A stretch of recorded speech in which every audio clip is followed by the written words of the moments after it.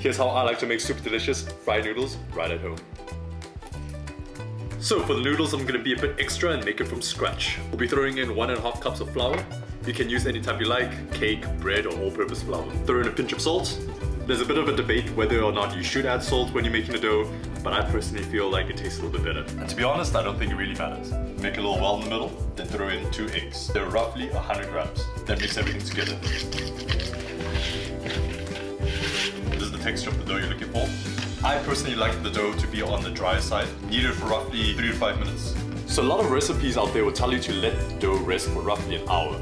I personally feel like that's only necessary if you're not experienced with making noodles, since the whole purpose of letting the dough rest is for the gluten to relax. After 15 minutes, and if you don't know what you're doing, you can actually start working with it. So my advice, anywhere from 15 minutes to an hour. Find your sweet spot and go from there. We'll be using a pasta roller, so now stretch out the dough so it's a little bit flat like this, and take it from the lower setting.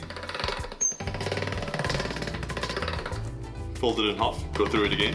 This is essentially kneading the dough with the machine in order to develop that gluten and create that nice, delicious, chewy texture. Once you pass it through the base setting once or twice, you can start upping the levels. Give the dough a dusting of flour when needed. I personally like working my dough up to the 6th setting. Feel free to go higher or lower, depending on what you like. Then I'll be passing it through the thinner noodle option.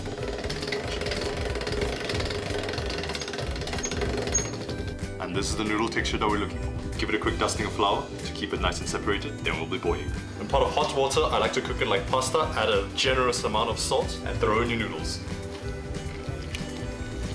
Cook them for roughly 2 to 4 minutes, and to be 100% sure that they are ready, just give them a quick taste and you're good to go. Strain the noodles. Water in order to wash off any additional starches and to stop the cooking.